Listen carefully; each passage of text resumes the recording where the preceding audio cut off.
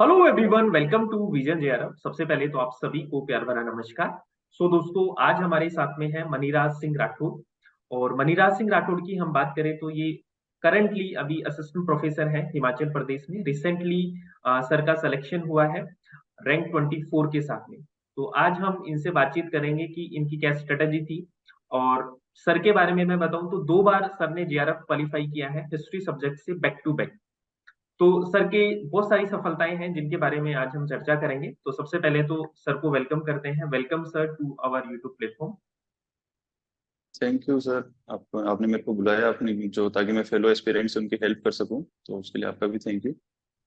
Thank you so much. And सबसे पहले तो मैं आपको बधाई देना चाहूंगा for the assistant professor rank 24। Thank you sir. Maniraj sir, मैं ये जानना चाहूंगा कि आपकी ये जो जर्नी है, आपकी असिस्टेंट प्रोफेसर की जो जर्नी है, ये कब से शुरू हुई? आपने कब से सोचा कि मुझे असिस्टेंट प्रोफेसर बनना है और कब से आपने तैयारी आपकी स्टार्ट की?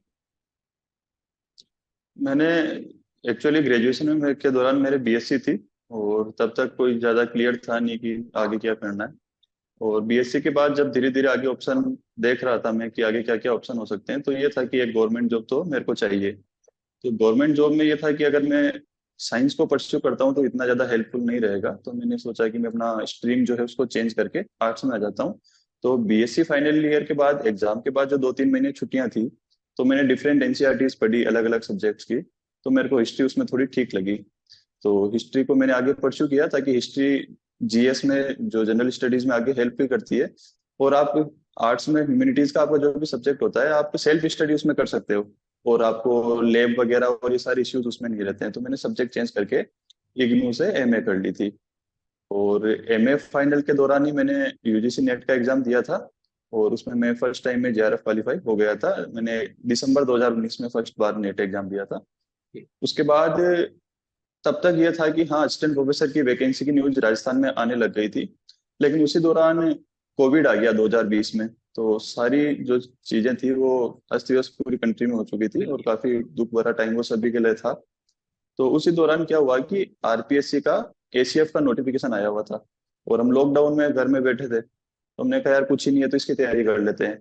तो मैंने एसीएफ की प्रिपरेशन 2020 में स्टार्ट की, और उसका एग्जाम मैंने दिया था फरवरी 2021 में वो एग्जाम हुआ था।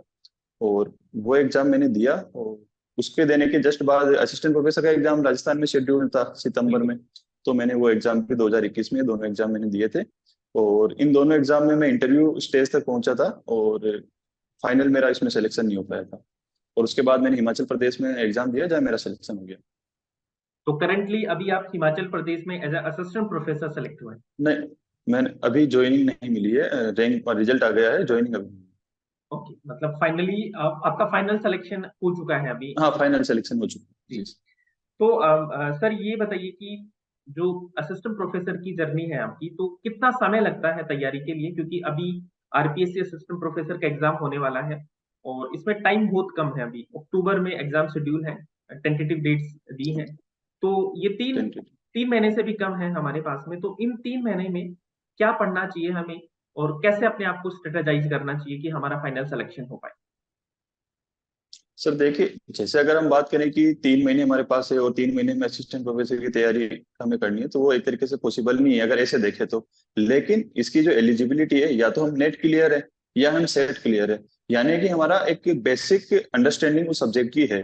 हमने उसमें ग्रेजुएशन किया है, पोस्ट ग्रेजुएशन किया है, नेट क्लियर किया है या सेट क्लियर किया है, यानी हमें वो सब्जेक्ट का नॉलेज है। तो जो लोग पहले से पढ़ते आ रहे हैं, उन्हें तो हमें 3 महीने में वही चीजें रिवाइज करनी है। जैसे एंशियंट में किसी ने अगर केसी श्रीवास्तव पढ़ के नोट्स बना रखे हैं, या किसी ने सौरभ चौबे पढ़ रखी है, किसी ने उपिंदर सिंह पढ़ रखी है, तो उसको अपने जो सोर्सेज है उन्हीं पे भरोसा करना है, और उन्हीं चीजों को जितनी ज्यादा से ज्यादा हो सके रिवाइज करना है। और जो नए लोग हैं जो जिन्होंने तैयारी शुरू की है, तो उनके पास यही है कि वो बड़ी जो स्टैंडर्ड बुक्स हम जिनको बोलते हैं उन पे वो जा नहीं सकते, क्योंकि 3 महीने में एक बार भी उनका सिलेबस नहीं होगा। अगर मैं बोलूँ कि आप एंशियंट के लिए केसी श्रीवास्तव या उपिंदर सिंह आप पढ़ लो, या मिडिवल के लिए आप हरीश चंद्र वर्मा पढ़ लो, तो वो 3 महीने में एक बार भी ये बुक्स से सिलेबस कवर नहीं होगा। तो जो नए स्टूडेंट्स हैं जो स्टार्ट कर रहे हैं तैयारी, तो उनको ये चाहिए कि कोई भी एक हर सेक्शन की एक छोटी बुक ले लें, और क्योंकि आपके पास टाइम कम है तो आप उसको रिवाइज करें। जैसे आप एंशियंट के और मिडिवल के लिए सौरभ चौबे पढ़ सकते हैं, मॉडर्न के लिए आप परीक्षा वाणी की बुक आती है आप वो पढ़ सकते हैं, और जो इतिहास लेखन व दर्शन के लिए पेनोरमा की बुक है, वो थोड़ी सी असिस्टेंट प्रोफेसर के सिलेबस के अकॉर्डिंग लिखी गई है, लेकिन वो एक तरीके से कॉपी पेस्ट है ई श्रीधरन और इग्नू के मटेरियल का। लेकिन वो एक जगह आपको सारा सिलेबस दे देती है। इसके अलावा एक दो बुक्स हो रही है, तो उसका मेरे को आइडिया है नहीं, मैंने वो देखी नहीं है, वो एग्जाम के अकॉर्डिंग ही आई है। और एक विकास नोटियाल सर की बुक भी आप देख सकते हैं। मतलब ज्यादा बुक्स नहीं करनी, एक सेक्शन के लिए एक बुक ले लो, और जो छोटी से छोटी बुक जो अब तैयारी शुरू करनी है उनको लेनी है। और राजस्थान के लिए आप जो भी गाइड अब तक पढ़ते आ रहे हैं, जनरल स्टडीज के लिए या जीके का जो भी किसी ने एग्जाम दिया है, चाहे आपने लक्ष्य पढ़ी हो, चाहे पेनोरमा पढ़ी हो, एक पवन भावरिया सर की भी गाइड आती है, जो भी आपने पढ़ी हो आपको केवल उस पर भरोसा करना है। और वर्ल्ड हिस्ट्री के लिए अरविंद भास्कर की बुक अच्छी है। तो ये 6 सेक्शन के लिए आप कोई भी छोटी छोटी बुक लेके अब कर सकते हैं। तो इस कम टाइम में आप ये बोलना चाह रहे हैं कि आपको गाइड बुक का ही सहारा लेना चाहिए, आप प्रॉपर बुक्स के ऊपर जाएंगे तो रिवीजन नहीं हो पाएगा। देखिए सर, जो पहले से तैयारी करते हुए आ रहे हैं तो उनको तो अपनी स्टैंडर्ड बुक्स पढ़नी है। लेकिन अब जैसे मैं मान रहा हूँ मेरे को आज से तैयारी शुरू करनी है, मेरे पास 3 महीने हैं, तो 3 महीने में तैयारी वैसे भी पॉसिबल नहीं है। लेकिन अगर मैं एलिजिबल हूँ तो मेरे को एफर्ट लगाने से नहीं चूकना चाहिए। आप जो भी पढ़ सकते हो हमें पढ़ लेना चाहिए। 3 महीने अगर हम गाइड पढ़ रहे हैं, हो जाता है तो अच्छी बात है। बाकी छोड़ने से तो बेटर है हम जितना पढ़ के जितनी तैयारी से अपन कर सके। और जो पहले से तैयारी कर रहे हैं उनके पास सबको पता है कि वो कौन सी बुक्स फॉलो करें। अब नई बुक्स के पीछे नहीं जाए और उन्हीं को रिवाइज करते रहें। जी बिल्कुल। सो मैं ये जानना चाहूंगा कि आरपीएससी जो है उसमें दो स्टेजेस होती हैं, एक तो आपका होता है रिटन एग्जाम और दूसरा होता है इंटरव्यू। तो आपका इंटरव्यू का क्या एक्सपीरियंस था, जो अभी आप सेलेक्ट हुए हैं हिमाचल प्रदेश का जो आपका एग्जाम हुआ था? क्योंकि अक्सर स्टूडेंट की क्वेरी ये होती है कि सर इंटरव्यू के लिए कैसे प्रिपेयर करें, क्योंकि जो हायर एजुकेशन है उसमें हम एक तो असिस्टेंट प्रोफेसर, एक पीएचडी के लिए भी इंटरव्यू होते हैं जो यूनिवर्सिटीज होते हैं, तो उसके लिए स्टूडेंट कैसे प्रिपेयर करें? आपका क्या एक्सपीरियंस था सर? सर मैंने 3 इंटरव्यू दिए हैं। एक तो एसीएफ का आरपीएससी में दिया है, असिस्टेंट प्रोफेसर का आरपीएससी में दिया है, और एक हिमाचल प्रदेश पीएससी में असिस्टेंट प्रोफेसर का दिया है। और तीनों इंटरव्यू मेरे मेरे एक्सपीरियंस ठीक थे। एसीएफ वाला इंटरव्यू था वो ज्यादा अच्छा नहीं हुआ था, वो एवरेज था। उसमें रीजन ये था कि मैं आर्ट्स में आ चुका था, और एसीएफ में जो एलिजिबिलिटी थी और जो मेरे ऑप्शनल थे वो साइंस बैकग्राउंड के थे, तो उनको वापस कवर में इतने से अच्छे से नहीं कर पाया। और जो मेरे मार्क्स आए उसमें मेरे को 60% मार्क्स मिले थे। तो मैं अगर देखूँ तो जैसी मेरी परफॉर्मेंस थी वैसे मेरे को मार्क्स मिले हैं। हाँ, वो हो सकता है 60% की जगह मेरे को 2-3 नंबर और कम ज्यादा, वो एक सब्जेक्टिव इंटरव्यू होता है। लेकिन हाँ, मैं ये नहीं कहूंगा कि मतलब पार्शलिटी मेरे साथ हुई है, या मेरे को कम नंबर दिए या मेरे को ज्यादा नंबर दिए। 60% मेरे को 75 में से 45 मार्क्स मेरे एसीएफ के इंटरव्यू में थे। उसके बाद असिस्टेंट प्रोफेसर वाला इंटरव्यू दिया, वो मेरा लगभग 20 मिनट चला था, उसके मार्क्स अभी तक आए नहीं है। और उसके बाद जो हिमाचल प्रदेश में मेरा इंटरव्यू था वो लगभग 20 से 25 मिनट चला था। और अब इसमें यह था कि जब आरपीएससी के असिस्टेंट प्रोफेसर के इंटरव्यू थे, तो इस दौरान क्या हुआ कि मेरे 10 या लगभग 20 मेरे आसपास ऐसे लोग थे जिनका इंटरव्यू कॉल आरपीएससी में हुआ था। और उनकी जब हम मॉक प्रैक्टिस करवाते थे, मॉक इंटरव्यू हम लेते थे, वो तो लगभग 20 जनों के मॉक इंटरव्यू में मैंने पार्टिसिपेट किया, जो मेरे साथ ही यहाँ फ्रेंड्स हैं, एक दूसरे के मॉक लेते थे। तो उस दौरान क्या होता था कि एक इनडायरेक्टली मेरी तैयारी हो रही थी इंटरव्यू के लिए। तो वो जो एक्सपीरियंस था, लगभग आप 20 स्टूडेंट्स के मॉक में इन्वॉल्व हो रहे हो, और आप एक के 4 या 5 सेशन में भी बैठते हो, तो आपने 70-80 सेशन मॉक में किसी और के इंटरव्यू आप ले रहे हो। तो उससे ये हुआ कि जब मैं हिमाचल प्रदेश में गया तो मैं एक तरीके से, मेरे को ऐसी कोई दिक्कत नहीं थी कि मेरे को बोलने में हेजिटेशन हो रहा है या क्लैरिटी ऑफ थॉट नहीं है, क्योंकि वो जो मैं प्रैक्टिस 1 साल पहले से किसी की हेल्प में कर रहा था तो मेरे लिए बेनिफिशियल हुई। और ये इंटरव्यू मेरा 20-25 मिनट के आसपास चला था। और इस ये इंटरेस्टिंग चीज ये थी कि इन्होंने मेरे से हिस्ट्री के शायद 3 या 4 क्वेश्चन मेरे से हिस्ट्री में के पूछे थे 20-25 मिनट के इंटरव्यू में, और बाकी सारे क्वेश्चन उन्होंने दूसरे पूछे थे। और अब इसमें ये होता है कि अब कहने वाला आदमी ये कह सकता है कि असिस्टेंट प्रोफेसर हिस्ट्री का इंटरव्यू, आपने हिस्ट्री के तो 3-4 क्वेश्चन ही पूछे, मेरे साथ तो आप बायस्ड थे। लेकिन वो हिमाचल प्रदेश में क्या होता है कि एक अटेस्टेशन फॉर्म भरवाते हैं, और उसमें कुछ चीजें होती है जो हम फिल करते हैं कि हमारे पास्ट जो परफॉर्मेंस कैसी रही है, कुछ अपन क्विज वगैरह या स्पोर्ट्स में आप रहे हो, और उसमें एक अलग से ही आता है कि हम आपको क्यों सेलेक्ट करें। तो ये सारी चीजें मैंने ध्यान से भरी थी। तो जब मैं हिमाचल प्रदेश का इंटरव्यू दे रहा था, हिमाचल प्रदेश में यह था कि राजस्थान में 24 मार्क्स का इंटरव्यू हमारे असिस्टेंट प्रोफेसर में होता है, जो कि बहुत कम वेटेज है एक तरीके से। हिमाचल प्रदेश में 100 मार्क्स का इंटरव्यू होता है। मैं हिमाचल प्रदेश के बाहर से हूँ, मैं वहाँ का लोकल नहीं हूँ। तो एक तरीके से पहले नेगेटिव, मतलब नेगेटिविटी मेरे माइंड में डाली गई कुछ लोगों द्वारा कि बाहर के स्टूडेंट को तो वैसे भी नहीं लेते हैं, हम तो पिछली बार गए थे हमको भी निकाल दिया था, लेते ही नहीं है वो। मेरा ये था कि मैं बाहर से हूँ, ठीक है, अगर ऐसा भी होता ही है तो मेरा नुकसान तो कुछ है नहीं। इंटरव्यू के लिए अपन क्वालिफाई कर रहे हैं तो जाके आएंगे। और 100 मार्क्स का इंटरव्यू होता है और फाइनल सिलेक्शन इंटरव्यू के मार्क्स से होता है। तो यानी कि एक थोड़ी रिस्की सिचुएशन थी। और हिमाचल के जो जीके है उसका आइडिया भी मेरे को नहीं था। और मेरी किस्मत बढ़िया थी कि उन्होंने मेरे से ज्यादा हिमाचल प्रदेश के बारे में पूछा नहीं। दो तीन चीजें उन्होंने मेरे से पूछी, वो मैं न्यूज़पेपर में पढ़ चुका था तो मेरे को आती थी। तो मैं जैसे असिस्टेंट प्रोफेसर के इंटरव्यू में जा रहा हूँ, अब देखिए हिस्ट्री का इंटरव्यू है, वो मेरे से पहले सवाल पूछते हैं कि पहले तो मेरे से पूछा कि अपने बारे में बताओ। तो मैंने बता दिया। उसके बाद उनका पहला क्वेश्चन होता है कि हम्मन तोता का नाम सुना है। और मैं शौक था, मैं मतलब प्रोसेस ही नहीं करवाया। मैंने कहा यार अपन हिस्ट्री के इंटरव्यू में है ना। तो मेरे वो मुंह से तो निकल गया, हाँ सर नाम सुना है, पोर्ट है। तो वो बोले कि अच्छा कहाँ पे। तो मेरे को वो याद नहीं है यार, मेरे को याद था लेकिन उस टाइम पे याद नहीं है क्योंकि एक्सपेक्टेड क्वेश्चन नहीं था वो कि यार आप ये पूछोगे। तो मैंने कहा सॉरी सर मैं अभी याद नहीं कर पा रहा हूँ। तो उन्होंने बोला श्रीलंका में। तो तब तक मैं अपना कंफर्टेबल हो चुका था। और फिर मैंने बोला कि हाँ सर ये श्रीलंका में है और चाइना भी यहाँ पे पोर्ट डेवलप कर रहा है। तो उन्होंने मुझे पूछा कि चाइना पोर्ट क्यों डेवलप कर रहा है, इसकी क्या सिग्निफिकेंस है, स्ट्रेटेजिक इंपॉर्टेंस इसकी क्या है, बेल्ट एंड रोड इनिशिएटिव क्या होता है, और स्ट्रिंग ऑफ पर्ल क्या है। ये सारी चीजें वो मेरे से असिस्टेंट प्रोफेसर के इंटरव्यू में पूछ रहे थे। क्योंकि मैं न्यूज़पेपर पढ़ता हूँ तो ये सारी चीजें मैं अवेयर था, तो मैंने उनको सारे जवाब दिए। और इस तरीके से ये सारी चीजें चली थी। इसके अलावा उन्होंने मेरे से पढ़ाने के लिए बोला कि अपने पीएचडी टॉपिक के ऊपर पढ़ाओ। और कुछ चीजें उन्होंने राजस्थान के बारे में भी मेरे से पूछी कि केसरिया क्या होता है, जौहर क्या होता है। दो तीन चीजें उन्होंने मेरे से पूछी कि राजस्थान की जो राजकुमारी है उनका हिमाचल प्रदेश से संबंध है, आपको नाम पता है क्या। तो ये चीज मेरे को पता था, जो जोधपुर की राजकुमारी चंद्रेश कुमारी कटोच है उनकी शादी कांगड़ा रॉयल फैमिली में हुआ हुई थी, तो मैंने उनको बता दिया। फिर उन्होंने मेरे से पूछा कि अच्छा कांगड़ा रॉयल फैमिली के किसी रूलर का नाम बताओ जो फेमस हो। तो मेरे को उस टाइम याद नहीं था क्योंकि मैं पटनी हिमाचल प्रदेश के बारे में गया नहीं था। उन्होंने मेरे को इंटरव्यू, जब हमें पता चला कि हमारा इंटरव्यू 20 दिन पहले हमें पता चला था, तो 20 दिन में मेरा यह था कि मैं हिस्ट्री पढ़ के जाऊंगा, हिमाचल में कवर नहीं कर सकता और ये चीज मेरे को एक्सेप्ट करनी होगी। तो उन्होंने मेरे से रूलर के बारे में पूछा, तो मेरे को एक रूलर नाम याद था, मैंने बोल दिया और वो सुनना भी यही चाह रहे थे। तो इस तरीके से ये इंटरव्यू चला था लगभग 20 से 25 मिनट। और इंटरव्यू में उन्होंने मुझे दिए 60 मार्क्स आउट ऑफ 100। और 60 मार्क्स हिमाचल प्रदेश के बाहर से जो स्टूडेंट्स थे, वो 60 मार्क्स से ज्यादा उन्होंने किसी को नहीं दिए। ये हाईएस्ट मार्क्स थे जो उन्होंने हिमाचल प्रदेश के बाहर के वाले स्टूडेंट्स को दिए थे। और वो सिक्स उन्होंने मेरे को भी 60 मार्क्स ही दिए। और उसमें मेरा फिर जनरल कैटेगरी में 14th रैंक से सिलेक्शन हो गया। चलो, वेरी नाइस है ना, मतलब काफी अच्छा एक्सपीरियंस रहा मुझे लग रहा है आपका। तो एक हाँ चीज, मतलब वेराइटी ऑफ क्वेश्चन पूछे थे उन्होंने। मैं एक चीज मनीराज सर, एक चीज मैं जो नोटिस की मैंने कि जब हम तैयारी कर रहे हैं हिस्ट्री की तो हमें जनरल अवेयरनेस भी होना जरूरी है। कई बार हम सिर्फ सब्जेक्ट के ऊपर ही बन के रह जाते हैं। तो आई थिंक जैसा कि आपने बताया कि आपको जैसे पोर्ट्स के बारे में सवाल पूछे, आपको फॉरेन पॉलिसी से रिलेटेड भी कुछ सवाल पूछे गए, तो आई थिंक आपको जनरल अवेयरनेस भी होना बहुत जरूरी है। हाँ बिल्कुल, जैसे उन्होंने मेरे से पूछा तो एनएसएस में मैं था, तो उन्होंने मेरे से पूछा एनएसएस डे कब आता है, एनएसएस में आपने क्या क्या एक्टिविटीज की। और जो दूसरे मेंबर्स थे उन्होंने मेरे से ये पूछा कि अच्छा आपने क्विज वगैरह में, मैं राजस्थान स्टेट जीके क्विज जो डायरेक्टरेट ऑफ कॉलेज एजुकेशन जब कॉलेज में थे तब करवाया था, तो उसमें हम स्टेट विनर रहे थे, हमारी टीम, हमारी कॉलेज की टीम, तो उसमें मैं था। तो इन सब एक्टिविटीज से उन्होंने मेरे से पूछा कि अच्छा कॉलेज में कोई फंक्शन होता है, कोई भी सेमिनार होता है तो क्या जो डायस है, जो स्टेज है, आप उसको मतलब कर सकते हो।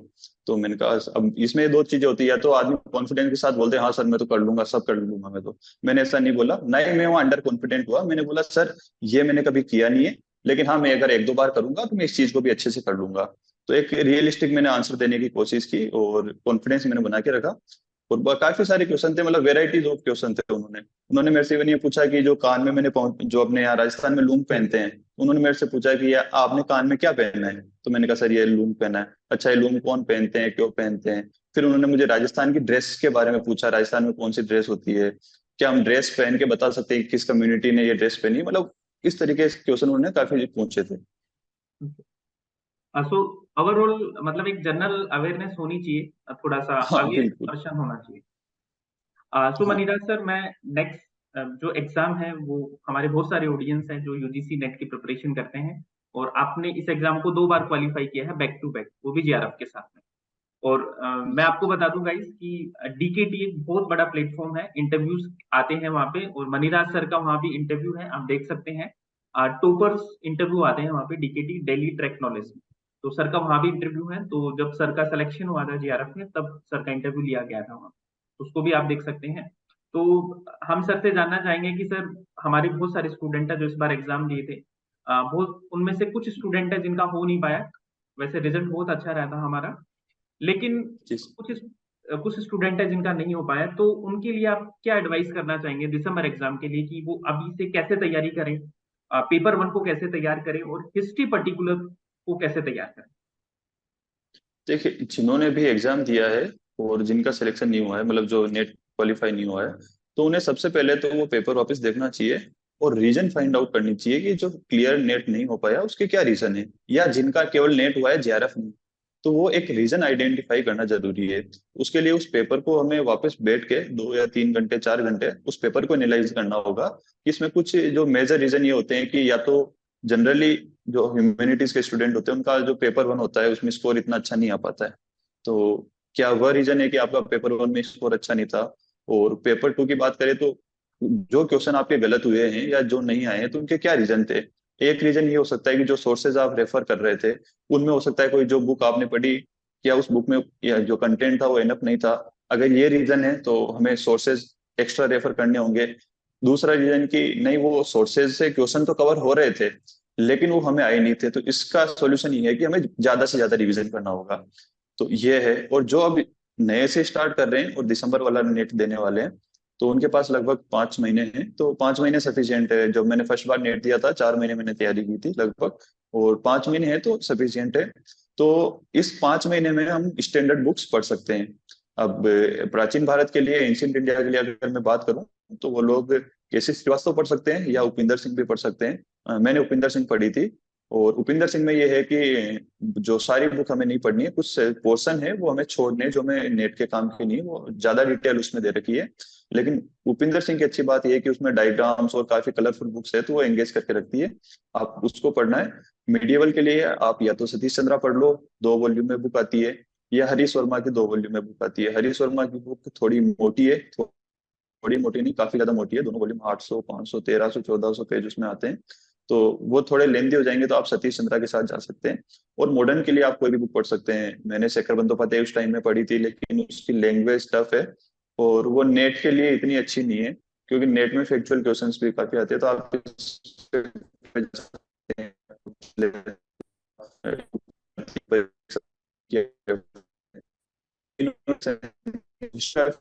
आप न्यू का मटेरियल देख सकते हैं। तो जो कोचिंग कहीं से कर रहे हैं तो वो तो अपने नोट्स पढ़ सकते हैं इन सब के, अगर नोट्स अच्छे हैं तो आप जितने ज्यादा हो सके उसको रिवाइज करो। एक चीज हमें ध्यान रखनी है कि सोर्सेज को हमें लिमिटेड रखना है। सोर्सेज जितने ज्यादा होंगे हमारे मार्क्स उतने ही कम होंगे, क्योंकि सोर्सेज ज्यादा होंगे तो वो रिवीजन नहीं होगा, और जब तक रिवीजन नहीं होगा तब तक क्लैरिटी हमारे माइंड में नहीं आएगी। तो thank you so much sir, मुझे और हाँ, बहुत उम्मीद है कि आपकी ये टिप्स है जरूर हेल्प करेंगी बहुत सारे स्टूडेंट है जो अभी काफी परेशान है इस चीज को लेकर। जी सर, आप कुछ बोलना चाह रहे थे? हाँ, मैं ये बोल रहा था कि हाँ, प्रीवियस ईयर क्वेश्चन आपको जरूर करने हैं। उसी से आपको आइडिया लगेगा कि जो आपकी तैयारी है वो सही ट्रैक पे है या नहीं है। दूसरा, इन बुक्स में, ये बुक्स जो लिखी गई है ये किसी एग्जाम के लिए तो लिखी नहीं गई है कि नेट के ऊपर देने वाले पढ़ेंगे, तो उसमें कितना रिलेवेंट कंटेंट है ये आइडेंटिफाई हम कर सकते हैं प्रीवियस ईयर क्वेश्चन से, तो हमें वो करना है। और नेट के फर्स्ट पेपर में 2 बुक आती है, केवीएस मदान की भी एक आती है, अरिहंत की भी एक आती है। तो केवीएस मदान की बुक इंग्लिश में तो अच्छी आती है, लेकिन उसका हिंदी ट्रांसलेशन, मेरे को रिव्यू जिन लोगों ने दिए हैं कि हिंदी ट्रांसलेशन उतना अच्छा नहीं है, टफ पड़ती है, तो वो लोग अरिहंत वाली पढ़ सकते हैं। और जिसको केवीएस मैदान पढ़ने में कोई दिक्कत नहीं है तो वो भी पढ़ सकता है। ये ध्यान रखना है कि एक बुक को आप 3 से 4 बार पढ़ने की कोशिश करो, रादर देन कि आप 3 4 किताबें अलग अलग पढ़ते रहो। Okay sir. So definitely guys, जो सर की जो टिप्स हैं वो आपको बहुत हेल्प करने वाली हैं, क्योंकि मैं आपको एक चीज और बता देता हूँ कि सर, वैसे तो देखो अभी असिस्टेंट प्रोफेसर है, लेकिन मेरे साथ में पीएचडी कलीग भी हैं सर, और हम एक साथ ही पीएचडी कर रहे हैं, एक ही यूनिवर्सिटी से पीएचडी कर रहे हैं, तो मैं सर के बारे में पर्सनली जानता हूँ कि इनका जो सब्जेक्ट पे जो होल्ड है वो काफी अच्छा है। तो जो जो सर ने बताया सिर्फ आपको वो करना है, तो डेफिनेटली आपका सिलेक्शन होगा, और आपके एक नहीं बहुत सारे एग्जाम है वो आपके निकलने वाले हैं। तो सर बात चलिए पीएचडी की, तो मैं थोड़ा सा ये भी जानना चाहूंगा कि बहुत सारे स्टूडेंट की क्वेरी आती है पीएचडी के रिगार्डिंग, तो पीएचडी कहाँ से करनी चाहिए, और पीएचडी जब हम करते हैं तो यूनिवर्सिटीज का सिलेक्शन कैसे करें, तो क्या हमारे बेसिस होने चाहिए? सर देखिए, इसमें कुछ यूनिवर्सिटीज तो ऐसी है जहाँ पीरियोडिकली एडमिशन होते हैं। जैसे हम बात करें डीयू, जेएनयू, जामिया, इनकी अगर हम बात करते हैं पीरियोडिक एडमिशन होते हैं, तो पहला ट्राई यहाँ करना चाहिए। और दूसरा, राजस्थान की अगर मैं बात करूँ तो जो यूनिवर्सिटीज है, कोई भी टाइम पे एडमिशन यहाँ नहीं होते हैं। एमएलएसयू उदयपुर में हर साल एडमिशन होते हैं, इसके अलावा किसी भी यूनिवर्सिटी में हर साल एडमिशन नहीं होते हैं। तो आपको दो चीजें करनी है। एक तो जो पीरियोडिक जहाँ एडमिशन हो रहे हैं, हमें वहाँ ट्राई करना है। पहले डरना नहीं है कि हम डीयू जा रहे हैं, लेंगे या नहीं लेंगे, जेएनयू में हमें लेंगे या नहीं लेंगे। ट्राई करना हमारे हाथ में है। अगर मैं भी पहले ये सोच के बैठ जाता कि यार मैं तो राजस्थान से हूँ, और असिस्टेंट प्रोफेसर का जो एग्जाम हिमाचल प्रदेश का है, रिटर्न क्वालिफाई करने के बाद आपका जो जो सिलेक्शन का बेसिस है वो केवल इंटरव्यू होगा, तो वो मेरे साथ पार्शियलिटी कर सकते हैं। या मैं इतने ज्यादा बड़े कॉलेज से भी नहीं पढ़ा हुआ हूँ कि मेरे को वो ज्यादा मार्क्स देंगे। तो मैं अगर ये सोच लेता तो मेरा सिलेक्शन भी नहीं होता। तो इस तरीके से अगर हम कहीं से भी पढ़े हैं, हमें ट्राई करना चाहिए। तो अगर डीयू जेएनयू में अगर टाइम पे एडमिशन होते हैं तो हमें वहां जाके ट्राई करना है। और उसके अलावा राजस्थान में जो यूनिवर्सिटी के एडमिशन आपके सामने है, आपको वहां ट्राई करना है। सो आपको नहीं सोचना है कि जैसे मैंने जीजीटीयू में जब अप्लाई किया था, वो टाइम ऐसा था कि कोविड की वजह से कहीं एडमिशन हो ही नहीं रहे थे। 2-3 साल बाद पीएचडी का नोटिफिकेशन किसी यूनिवर्सिटी का आया था। तो मैंने ये नहीं सोचा कि अभी तो वहाँ कैंपस ही बन रहा है और वो तो मेरे घर से दूर है, मैं तो आरयू से ही करूंगा। हमारा ये है कि पीएचडी कैसे होगी वो हमें खुद को करनी है, वह यूनिवर्सिटी का रोल है नहीं। तो आपको जहाँ जिस यूनिवर्सिटी में, गवर्नमेंट यूनिवर्सिटी में जल्दी से जल्दी एडमिशन हो रहा है, तो हमें वो लेके और हमारी जेआरएफ है वो स्टार्ट करवा लेनी चाहिए, ताकि जेआरएफ से हमें एक फाइनेंशियल स्टेबिलिटी मिलती है, तो वो हमें हेल्प करती है। जी सर, बिल्कुल आपने सही बोला, क्योंकि बहुत सारे स्टूडेंट जो वेट करते रहते हैं सर कि जेआरएफ हो गया है, उनका जेआरएफ लैप्स होने को होता है, तब भी उनका एडमिशन नहीं हो पाता है, क्योंकि वो इस ताक में बैठे रहते हैं कि भाई जेएनयू में ही रहेंगे या वहां का फॉर्म निकलेगा तब वहां से अप्लाई करेंगे, और इस दौरान उनका जो टाइम है वो निकल जाता है। इसके अलावा सर मैं ये जानना चाहूंगा कि हर एक एक्सपीरियंट की लाइफ में अप्स एंड डाउन आते हैं, और बहुत बार लगता है कि आप छोड़ दें। और जैसे कि असिस्टेंट प्रोफेसर जैसी एग्जाम की जब हम तैयारी करते हैं, तो मतलब सिलेक्शन हो सकता है, लेकिन फिर भी एक डर मन में बना रहता है। तो क्या आपकी लाइफ में कभी ऐसे दौर आए जब आपको लगा कि यार नहीं हो पाएगा, जब आपने लो फील किया हो, तो आपका सोर्स ऑफ मोटिवेशन क्या रहा इस दौरान? सर, दिसंबर 2019 में मैंने नेट दिया था, मैं पहली बार में ज्वारी उसमें क्वालिफाई कर गया था। और फरवरी मार्च 2020 में कोविड आ गया था और लॉकडाउन पूरी कंट्री में लग चुका था। आपके पास कोई एग्जाम सामने नहीं था और सारी सिचुएशन एक पूरे देश में उथल पुथल मची हुई थी। तो उसी टाइम में मैंने एक एसीएफ एग्जाम डिसाइड किया कि आया हुआ है आरपीएससी का, तो दे लेते हैं। उसमें यह था, मैं हिस्ट्री में जा रहा हूँ लेकिन आपको दो ऑप्शनल सब्जेक्ट चूज करने हैं, और वो दोनों साइंस के ही होंगे। तो मैंने वापस से उसको पढ़ना स्टार्ट किया, और मैंने पूरी मेहनत के साथ, वो सितंबर 2020 में एग्जाम होने वाला था। एग्जाम से 5 दिन पहले हम वेट करते हैं, एडमिट कार्ड आएगा और न्यूज आती है कि एग्जाम पोस्टपोन हो रहा है। अब एक बार एग्जाम पोस्टपोन होने के बाद वो कितना लंबा जाता है हमें नहीं पता होता। सितंबर 2020 से एग्जाम पोस्टपोन हुआ, तो फरवरी 2021 तक वो पहुंचा। और क्योंकि मैं कंटिन्यूस पहले तैयारी कर रखा था, तो मैंने उसकी तैयारी जारी रखी। इसी दौरान आरपीएससी असिस्टेंट प्रोफेसर का नोटिफिकेशन आ गया। अब मैं दुविधा में था कि या तो एसीएफ को कंटिन्यू रखूं या असिस्टेंट प्रोफेसर की तैयारी चालू रखूं। तो मैंने कहा जिसकी तैयारी मैं कर रहा हूँ मेरे को उसी को एग्जाम को देना है। मैंने वो फरवरी जो 2021 में एग्जाम दिया, मेरे पेपर अच्छा हुआ था। और उसके बाद मैं असिस्टेंट प्रोफेसर एग्जाम उस टाइम पे देने वाला नहीं था, क्योंकि वो अप्रैल में शेड्यूल था और 1 महीने में असिस्टेंट प्रोफेसर की तैयारी नहीं होती। कोविड की जब सेकंड वेव आई, तो लॉकडाउन दोबारा लगा। तो मेरे को ये तब आइडिया हो गया था कि अब असिस्टेंट प्रोफेसर एग्जाम 3-4 महीने आगे जाएगा। तो मैंने उसके बाद तैयारी स्टार्ट की थी, तो मैंने वो एग्जाम भी दे दिया। मैं 2 एग्जाम दे चुका था, मीनवाइल मैंने आरएस प्रीलिम्स भी दे दिया, वो भी मैं क्वालिफाई कर दिया।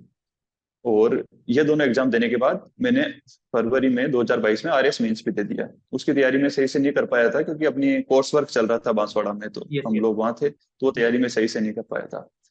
अब 2021 में मैं 3 एग्जाम दे चुका हूँ। 2022 आता है, मैं एसीएफ का एग्जाम क्लियर करता हूँ, इंटरव्यू के लिए जाता हूँ, मेरा फाइनल सिलेक्शन नहीं होता है।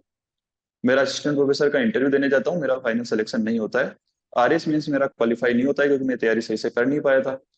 और मेरे सामने कुछ भी नहीं था कि आपने 3 एग्जाम दिए। बीएड मेरे पास थी नहीं कि आपके पास फर्स्ट ग्रेड का एक ऑप्शन रहता है, क्योंकि उसमें काफी सारी वैकेंसीज आती है, 1,1200 स्ट्रीम सीट्स आती है। तो उस टाइम पे मेरे को कुछ नहीं पता था कि अब मेरे को आगे क्या करना है। 3 एग्जाम दिए, तीनों में लास्ट में जाके मैं अटक गया था, तो काफी एक डिफिकल्ट टाइम था। इस दौरान क्या किया कि मैंने अपने आप को मोटिवेट रखने के लिए, जो मेरे दूसरे फ्रेंड्स थे जिनका डिफरेंट सब्जेक्ट में जो असिस्टेंट प्रोफेसर में इंटरव्यू कॉल हुआ था, तो हम सब लोग उनके मॉक इंटरव्यू करवाते थे। तो उससे मेरा माइंड कहीं ना कहीं एंगेज रहता था, और मैं इसको थोड़ा, मेरे को इसमें मजा भी आता था। तो मेरे जो फ्रेंड्स होते थे वो मुझे बोलते थे कि, मेरे को चेयरमैन कह के बोलते थे कि यहाँ जो बोर्ड है उसका चेयरमैन हो आप। तो जब मेरा हिमाचल में सिलेक्शन हुआ था तो उन्होंने मेरे को कॉन्ग्रेचुलेट किया था कि ग्रुप में कि हमारे चेयरमैन सर का सिलेक्शन हो गया है फाइनली। तो मैं इस तरीके से अपने आप को एंगेज रखता था, क्योंकि वो मेरे सामने कोई एग्जाम था नहीं, सब में मैं असफल हो चुका था। और इसी दौरान हिमाचल प्रदेश में एक नोटिफिकेशन आता है, मेरे को अच्छे से याद है, लास्ट डेट थी 26 या 27 मई 2022 में अप्लाई करता हूँ। और उसमें केवल अदर स्टेट के जो कैंडिडेट है जनरल में वहां माने जाते हैं, दूसरे स्टूडेंट स्टेट में अपन जाते हैं तो उसमें 17 सीट थी। तो एक मन में तो था कि यार नहीं भरते हैं 17 सीट में, फिर वहां जाएंगे, इंटरव्यू 100 नंबर का है, मार्क्स देंगे नहीं देंगे, धान जितना सुना है हमने, धांधलिया होती है, ऐसा होता है वैसा होता है। फिर भी मैंने कहा अपन अप्लाई तो कर देते, मैंने अप्लाई कर दिया। और मैं थोड़ा थोड़ा पढ़ता रहा, मैंने एग्जाम दिया, रिटर्न क्वालिफाई हो गया, मैंने इंटरव्यू दिया, और उसके बाद मेरा सिलेक्शन हो गया। तो यानी वो फेज आता है जब मेरे 3 एग्जाम में मैं असफल रहा, तो मैंने अपने आप को एंगेज रखा। जिन लोगों के जो इंटरव्यू आगे पेंडिंग थे, तो मैं उनमें पार्टिसिपेट करने लगा। एक ये भी होता है कि आप दूसरों से, बाकी लोगों से कट जाओ, कि आपका सिलेक्शन नहीं हुआ तो आप बाकी लोगों से भी हट जाओ कि आपको क्या मतलब है, तो ये एक नेगेटिव माइंडसेट है। लेकिन मैं उसमें इन्वॉल्व हुआ, और हम सब लोग करते थे तो हंसी मजाक आपकी हो रही है, और आप साथ में थोड़ा थोड़ा पढ़ भी रहे हैं। तो वो टाइम मैंने ऐसे निकाला था लगभग 1 साल, और फिर मैंने जो हिमाचल में एग्जाम दिया और ये सारी चीजें हुई। हाँ, नेगेटिविटी बाहर काफी होती है जो आप बोलते हो स्पेसिफिकली इंटरव्यू के लिए। हो सकता है कुछ इंसिडेंट्स में ऐसा हुआ हो, लेकिन मेरे जो 3 इंटरव्यू हैं, 2 के मार्क्स मेरे को पता है, एसीएफ में मेरे 45 मार्क्स थे, यानी 60%। और हिमाचल में भी मेरे 60 मार्क्स थे। हिमाचल में मैं राजस्थान से था, वहाँ का लोकल नहीं था, वो लोग मेरे बारे में कुछ नहीं जानते थे, मेरे को हिमाचल प्रदेश का आइडिया नहीं था। और इसके बाद भी उन्होंने मेरे को 60 मार्क्स इंटरव्यू में दिए, और हिमाचल प्रदेश के जो बाहर के स्टूडेंट थे उनमें हाईएस्ट मार्क्स हिस्ट्री में 60 थे, जो उन्होंने मेरे को भी दिए, और मेरा सिलेक्शन भी हुआ। तो इन नेगेटिव चीजों से मैं हालांकि जो आरपीएससी में अभी जो बातें सारी चल रही है, ईडी और ये सारी चीजें चल रही हैं, अब इनमें हमारे हाथ में कुछ नहीं है, केवल एक चीज के कि हम पढ़ें। या तो हम सोशल मीडिया के वॉरियर बन जाएं, बैठे बैठे हो कुछ नहीं रहा, आप सोशल मीडिया पे ज्ञान बांट रहे हो कि ये बिके हुए वो बिके, उससे आपके हाथ में है कुछ नहीं। या तो आप सारे यूथ जाके सड़कों पर उतर जाओ, और या फिर पढ़ लो। सोशल मीडिया का उस चीज का कोई वैल्यू है नहीं, आप आपका टाइम वेस्ट कर रहे हो। जैसे आरपीएससी में अभी कुछ स्टूडेंट्स वेट कर रहे हैं कि अभी तो क्या पता अक्टूबर में एग्जाम होगा या नहीं होगा, उसी टाइम में कुछ लोग पढ़ रहे हैं। Yes. वो लोग सिलेक्शन लेंगे, और जो भी बातें कर रहे हैं वो रह जाएंगे। तो हमें केवल अपने जो फोकस है वो अपने टारगेट पे रखना है, और आराम से अपना काम करना जी बिल्कुल सही। तो आई थिंक हमने ऑलमोस्ट सारी चीजें डिस्कस कर ली हैं, तो कोई लास्ट मैसेज सर आप हमारे स्टूडेंट को देना चाहेंगे? है। तो मेरा लास्ट मैसेज ये है कि एक तो स्टूडेंट्स है वो सोशल मीडिया से थोड़ा दूर रहें। जो ग्रुप्स चलते हैं उनमें अफवाह चलती है, एग्जाम होगा नहीं होगा, पोस्टपोन होगा या नहीं होगा, ये सारी चीजें। स्पेसिफिकली मैं असिस्टेंट प्रोफेसर की बात करूँ तो एग्जाम कब करवाना है, इवन स्टूडेंट्स ग्रुप में ये बातें करते हैं कि आरपीएससी के पास तो स्टाफ ही नहीं है। अभी आरपीएससी की दिक्कत है या आपकी दिक्कत नहीं है? या तो आप जाके आरपीएससी में क्लर्क बन जाओ, और वहां जाके देखो कि अब हमें एग्जाम किसे करवाना है, वो आपकी दिक्कत नहीं है। आरपीएससी को एग्जाम लेने में 1 महीना लगेगा, 1 महीना तो है ही नहीं, वो आरपीएससी के ऊपर छोड़ो। आरपीएससी को अक्टूबर में एग्जाम कराना है, चाहे दिसंबर में करवाना है, चाहे फरवरी में करवाना है, वो उसकी दिक्कत है कब करवाना है। आपके पास अक्टूबर है, तो आपको अक्टूबर में तैयारी करनी है। आप अगला नेट दे रहे हो तो आपको मान के चलना है दिसंबर में मेरा एग्जाम है, और इन सब चीजों से आपको दूर रहना तो thank you so much Maniraj sir for your time and for your valuable guidance. और आप हमसे हमेशा जुड़े रहिए, क्योंकि टाइम टाइम पे हमारे स्टूडेंट को आपकी जरूरत पड़ती रहेगी, क्योंकि हमारा जो है। चैनल है विजन जीआरएफ हिस्ट्री के स्टूडेंट को ही डेडिकेटेड है, नेट जीआरएफ के स्टूडेंट को ही डेडिकेटेड है। तो आप लगातार हमें मोटिवेट भी करते रहेगा, हमारे स्टूडेंट को और गाइड भी करते रहेगा। और गाइज आप सर से बिल्कुल। कुछ भी पूछ सकते हैं, ठीक है? और सर मेरे अच्छे फ्रेंड भी हैं, तो आपको बिल्कुल मना नहीं करने वाले, तो आप कमेंट करके आपके जो भी डाउट्स हैं वो आप कमेंट कर देना, सर उसके जवाब दे देंगे, है ना? और बाकी फिर हम मिलते हैं नेक्स्ट सेशन में। Thank you so much everyone and keep smiling, keep learning.